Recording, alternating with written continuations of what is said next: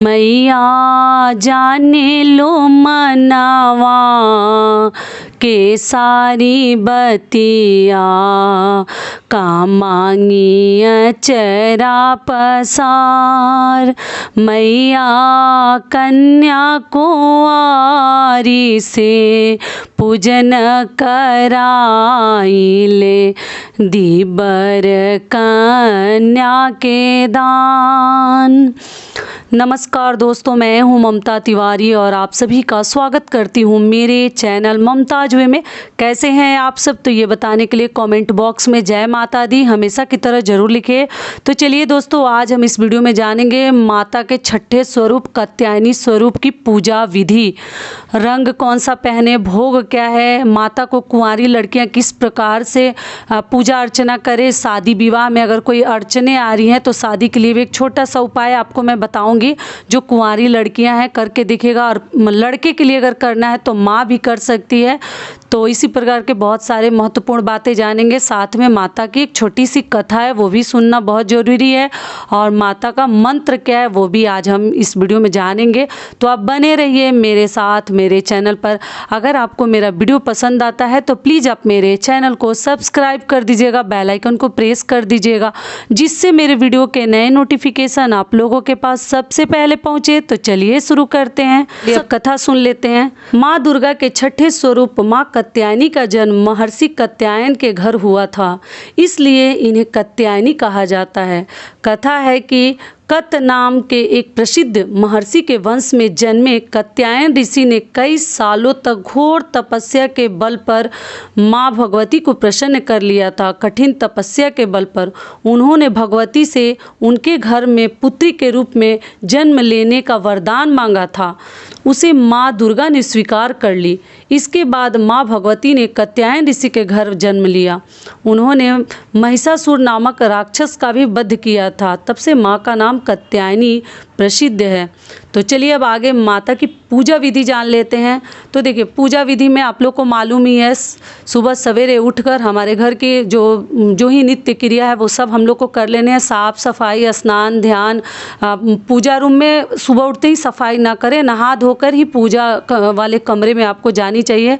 बासी शरीर लेकर ना जाए, अगर सेपरेट है, अलग है तब। के आगे जब आप अपने पूजा मंदिर में जाते हैं, पूजा वाले कमरे में जाते हैं, तो जाने के बाद गंगा जल अगर रखी है, क्योंकि नवरात्रि में तो अधिकतर लोग खरीद ही लेते हैं, तो पूरे मंदिर के ऊपर छिड़काव कर दीजिए। रोज रोज माता की मूर्ति को नहलाते नहीं है। आप लोगों का ये भी कमेंट आया था, बता दे रही हूँ कि आप लोग स्नान कराते हैं, नहीं, बस कपड़े से पोंछ देते हैं या गंगा जल से छिड़काव कर देते हैं, माता को नहलाते नहीं है। मैं तो पहली बार आप लोग ऐसे ऐसे कमेंट्स करते हैं ना, और मैं सुनती हूँ आप लोग का कमेंट्स, मैं आश्चर्य करती हूँ कि पहली बार सुनी हूँ कि माता की मूर्ति को आप लोग प्रतिदिन नहलाती हैं। ये सब कार्य ना करें, मूर्ति को प्रतिदिन नहलाते नहीं है। लड्डू गोपाल को प्रतिदिन स्नान करवाया जाता है, माता के मूर्ति को नहीं करवाया जाता। लेकिन देख लीजिएगा, कहीं आपके यहाँ होते आया होगा तो कीजिएगा, लेकिन नहीं करते हैं। उसके बाद से फोटो प्रतिमा को पोंछ लेते हैं, और पोंछने के बाद गंगा जल है तो उससे छिड़काव करके मंदिर और सभी जगह को शुद्ध कर लिया जाता है। और कलश रखी है तो उसकी भी पूजा कर ले, जौ वाटिका बनाई है उसकी भी पूजा कर ली जाती है। और जो ही फूल, अक्षत, रोली सब चढ़ा के माता की पूजा करनी चाहिए। सिंदूर लगा सकती हैं माता को, और लगाने के बाद कपूर की आरती करनी है, धूप बत्ती, दीपक सब जलानी है। अखंड ज्योति का भी दीपक बार बार धोया नहीं जाता है और उसको बदला नहीं जाता है, 9 दिनों तक वो लगातार जलता है। उसको भी साफ सफाई मत करने लगिएगा, क्योंकि वो अखंड ज्योति है, उसको छूनी नहीं है हमें। ये ना कि उसको भी हम धोने लगे, तो आप लोग मत धोइएगा, थोड़ा कम ही साफ सफाई कीजिएगा लो, ठीक है। तो ये भी क्लियर हो गया।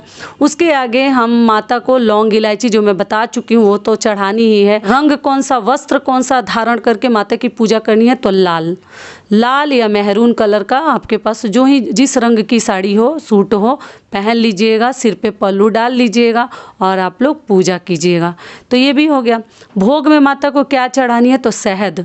माता को शहद का भोग लगाया जाता है। कात्यायनी स्वरूप में माता के छठे दिन छठे स्वरूप की पूजा हम करने के बाद शहद का भोग लगाते हैं। साथ में आप और भी जो चाहती हैं वो लगा सकती हैं, फल, मेवा, मिश्री जो चाहें लगा सकती हैं, ठीक है। बाद से अगर शहद है तो अच्छी बात है, शहद तो लगानी है। साथ में आप चाहे तो मीठा पान का वीड़ा भी माता को चढ़ता है, मीठा पान का, ठीक है। और आप लोग पूछते हैं दीदी लौंग, हर वीडियो में बताती हूँ लौंग, इलायची और पान का क्या करें। तो आप लोग खा लीजिए उसको ना, प्रसाद के रूप में ग्रहण कर लीजिए। आपको हर वीडियो में बताती हूँ, फिर भी कई मेरी बहनें हैं ना, कैसे आप लोग सुनती हैं, नहीं ध्यान देती, फिर पूछती हैं। उसको यूज कर जानिए, बस लहसुन प्याज वाले भोजन में ना डालें।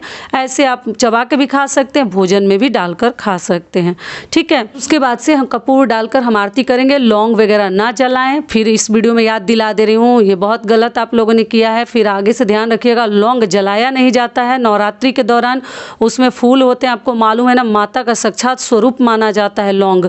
अगली चीज़ क्या है कि देखिए, लड़कियां जिनकी शादी नहीं हो रही है, ऐसा माना जाता है ना, कात्यायनी माता जितने भी शादी में विघ्न बाधाएं आ रही हैं उस सभी को दूर करती हैं। तो शादी के लिए भी कुंवारी जो लड़कियां हैं या लड़कों के लिए उनकी माँ बहन भी ये कार्य कर सकती हैं। तो कार्य क्या करनी है कि देखिए, आप ना एक पीला या लाल कपड़ा, नया भी कपड़ा कलरफुल ले लीजिए, पीला लाल रहे तो ज़्यादा अच्छा है। और उसमें ना एक सुपारी, उसमें 11 रुपए और हल्दी का ना 1-2 टुकड़ा डालकर, गांठ वाली हल्दी हो, नहीं है तो पाउडर हल्दी भी थोड़ा सा शुभ कर लीजिएगा।